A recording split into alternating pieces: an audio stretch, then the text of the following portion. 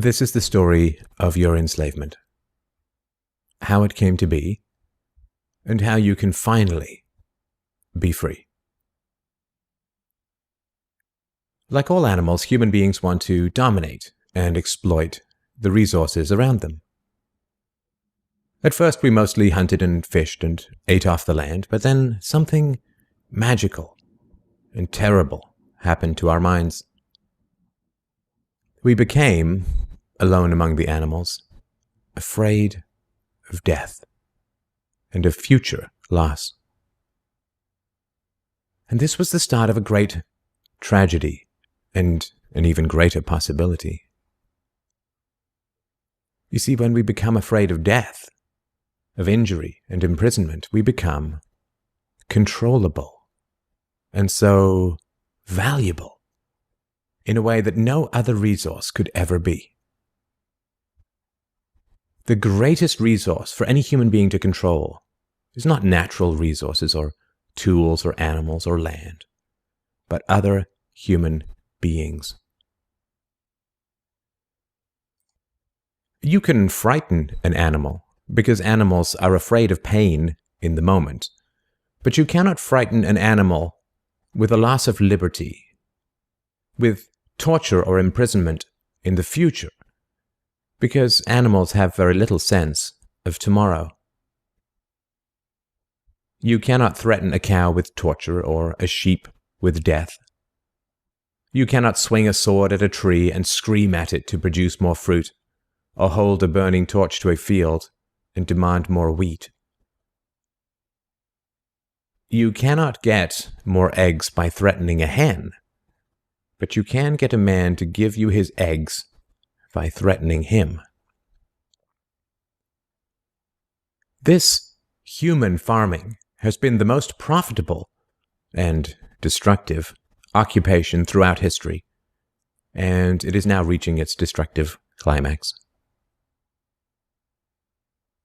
Human society cannot be rationally understood until it is seen for what it is: a series of farms where human farmers own human livestock. Some people get confused because governments provide healthcare and water and education and roads, and thus imagine that there is some benevolence at work. Nothing could be further from the reality. Farmers provide healthcare and irrigation and training to their livestock.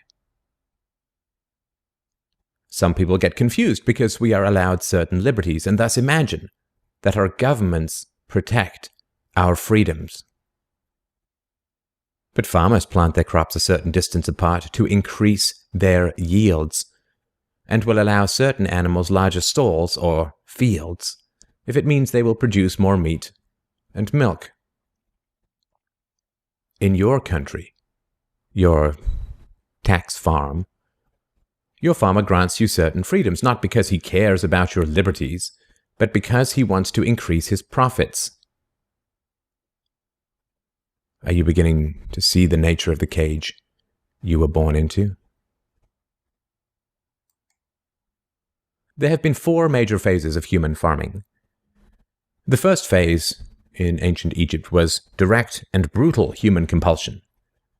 Human bodies were controlled, but the creative productivity of the human mind remained beyond the reach of the whip and the brand and the shackles.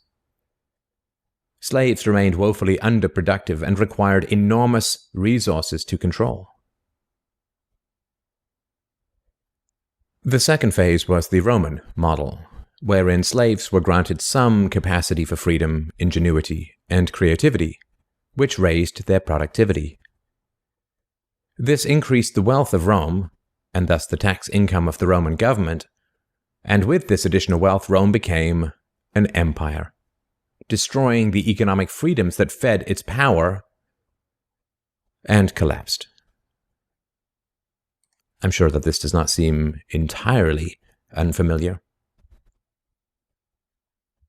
After the collapse of Rome, the feudal model introduced the concept of livestock ownership and taxation. Instead of being directly owned, peasants farmed land that they could retain as long as they paid off the local warlords.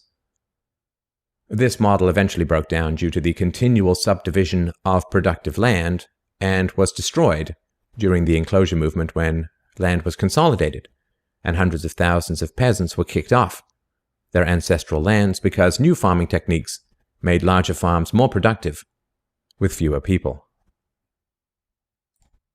The increased productivity of the later Middle Ages created the excess food required for the expansion of towns and cities, which in turn gave rise to the modern democratic model of human ownership.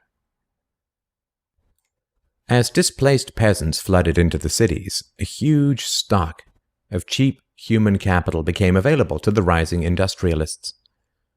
And the ruling class of human farmers quickly realized that they could make more money by letting their livestock choose their own occupations. Under the democratic model, direct slave ownership has been replaced by the mafia model. The mafia rarely owns businesses directly, but rather sends thugs around once a month to steal from the business owners.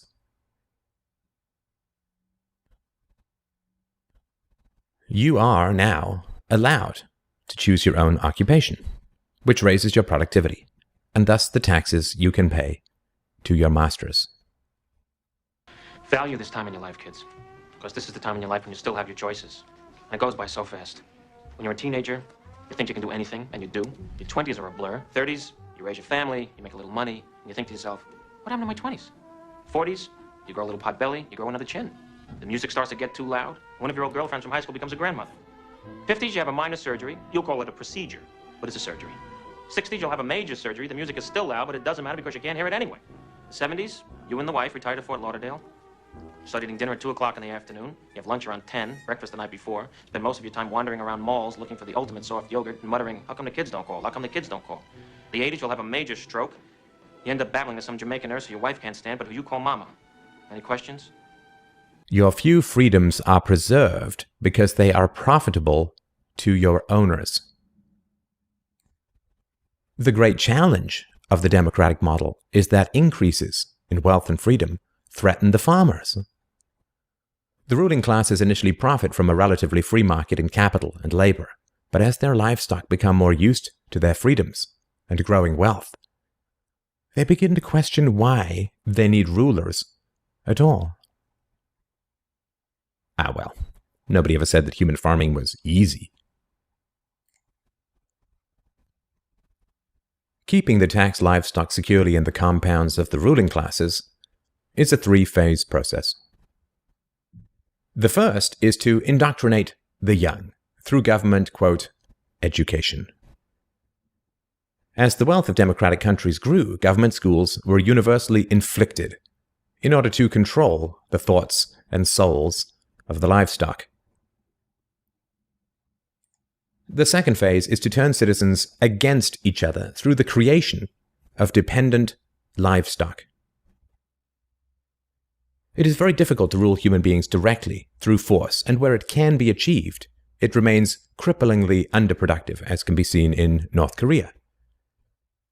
Human beings do not breed well or produce efficiently in direct captivity.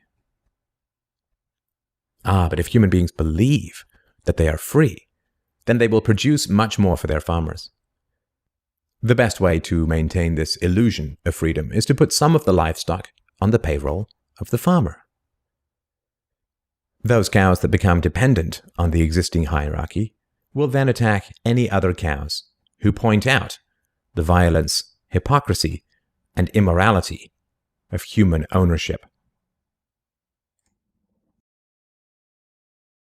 Officers positioned Grant face first on the floor with one officer near his head, a second near his back, and a third officer standing nearby.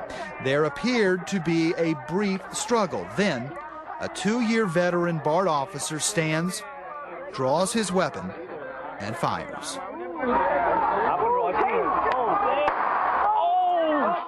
Freedom is slavery, and slavery is freedom.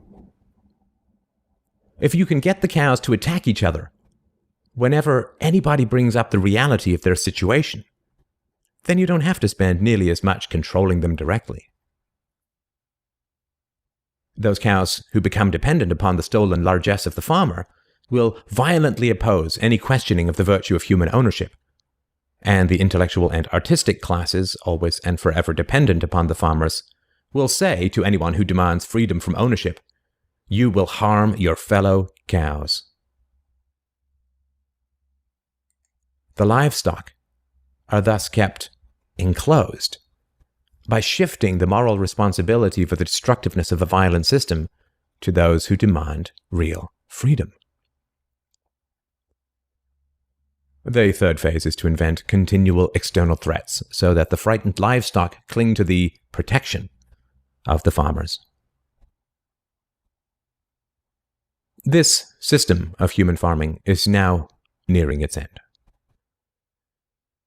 The terrible tragedies of modern Western economic systems has occurred not in spite of, but because of past economic freedoms. The massive increases in Western wealth throughout the 19th century resulted from economic freedoms. And it was this very increase in wealth that fed the size and power of the state. Whenever the livestock become exponentially more productive, you get a corresponding increase in the number of farmers and their dependents. The growth of the state is always proportional to the preceding economic freedoms. Economic freedoms create wealth, and the wealth attracts more thieves and political parasites, whose greed then destroys the economic freedoms. In other words, freedom metastasizes the cancer of the state. The government that starts off the smallest will always end up the largest. This is why there can be no viable and sustainable alternative to a truly free and peaceful society.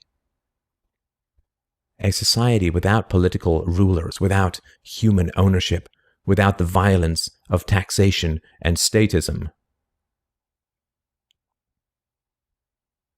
To be truly free is both very easy and very hard.